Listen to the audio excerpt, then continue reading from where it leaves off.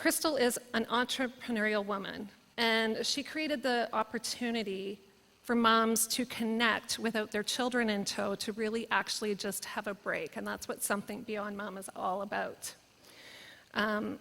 For me, it was crystal clear that her energy and her ambition, it's part of her trademark. And I know that you are absolutely going to love her story, The Plunge. Please welcome Crystal Shadwell. It's a gorgeous winter day. The sky is bright blue. There is a sea of white on the ground, and there are snow-covered trees as far as I can see. It's cold out, but not freezing despite being below zero.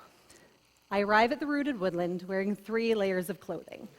My body hugged with thermal woolen items, then a comfy, cozy tracksuit, and of course, all of my winter gear. Yet soon, I'll be standing here only in my bathing suit, with tears freezing to my eyelashes. When I signed up for the Boss Mode retreat, I was not expecting this kind of experience. I knew I wanted to be more confident as an entrepreneur, but I did not know what I was getting myself into. But it didn't take me long to realize that a weekend built for female business owners wasn't just going to be about strategy and scaling, and was obviously going to focus on the well-being of the business owners as well. It's day 2 of the retreat, so I'm already feeling a strong sense of connection to the 14 other women that are here with me. But as soon as Jody arrives, I feel an even deeper, instant connection to her.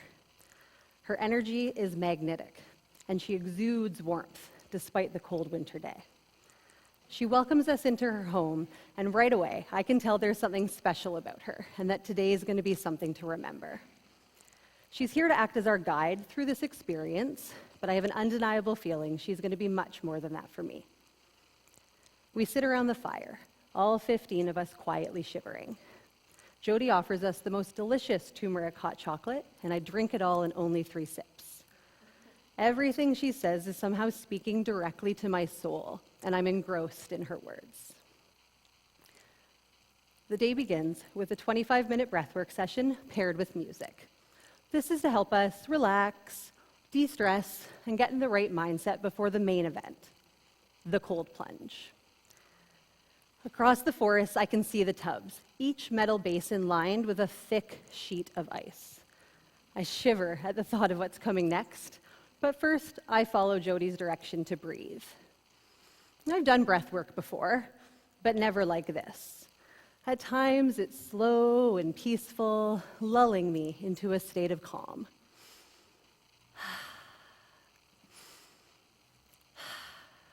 But then, it rapidly speeds up as the music gets louder. Sound familiar? As my breathing speeds up, the weather around us begins to respond to our collective breath. As my breathing speeds up, the snow starts to swirl, and soon I'm in the middle of a snow globe. A mini blizzard whipping around me with a matching emotion building up inside me as my heart beats fast. In this moment, I begin to question if I can do all of this. Run a business, be the mom I want to be, host a podcast, continue to work full-time, ensure that I'm being a good partner, a loving wife and daughter. My mind trying to balance all of these thoughts, my heart being pulled in so many different directions. But I'm always pulled in so many different directions. I'm always taking on 101 things at once. Ever since I was a little girl, I've naturally gravitated to the leadership positions made available to me. A reading buddy, a member of student council, a residence advisor, a volunteer with youth in need, the president of our local women's fastball league. This is who I am. This is how I function, always ensuring that everyone and everything is taken care of. And as we finish our time at the fire, I'm met with this strong voice in my head telling me that I am capable and I am meant to do this work. Is this about the upcoming cold plunge or about being a good mom and business owner at the same time? I hold on to those words like a small child holding on to a balloon they don't want to let it go. I don't know what they mean yet, but I know I don't want to let them go. And the women here with me are some of the strongest, most inspirational people I know. And when I watch them submerge into this cold place of vulnerability, I am moved to tears that I cannot explain. And now it's my turn. I remove my jacket, my boots, my tights, leaving just my woolen socks, my mittens, and my toque, exposing all of my skin and all of my heart. And I walk to the cold tub slowly. Jody breaks the ice with a hammer before we begin. The thermometer on the side of the steel barrel reads 0 degrees. I'm filled with nervous energy, my teeth are chattering with anticipation, and I'm still holding my hands close to my chest, grasping onto those words as tightly as I did before. Before we begin, Jody holds my hands and says to me, "You are safe, you are loved, and you are strong." And collectively, we take a huge deep breath and plunge. The moment I sit in the water, I cannot breathe. Am I holding my breath, or is it gone? I'm brought back to the moment that Cole was born, not crying out, not breathing.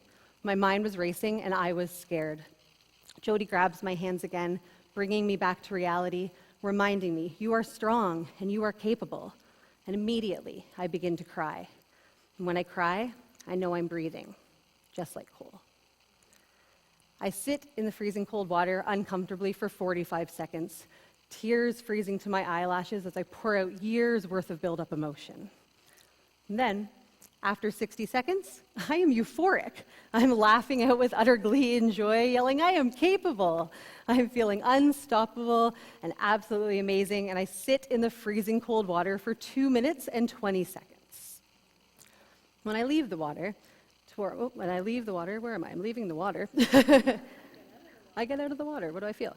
Oh yeah, I'm not cold anymore. I leave the water, not cold at all. Jody hugs me into my towel, and the women around me cheer loudly. I feel like I just ran a marathon, and I could run another one amazing. I could run another one immediately. I'm feeling amazing. I'm feeling unstoppable and absolutely ecstatic. And as I walk to the fire to warm up, I begin to cry so hard that I can barely stand up. All of the self-doubt that I've been holding on to comes pouring out of me like a faucet turned on full. Running a business, hosting a podcast, doing all of this while continuing to work full-time means that I have barely anything available for the little bit of precious time I actually get to spend with my family. What kind of mom am I if I'm never around?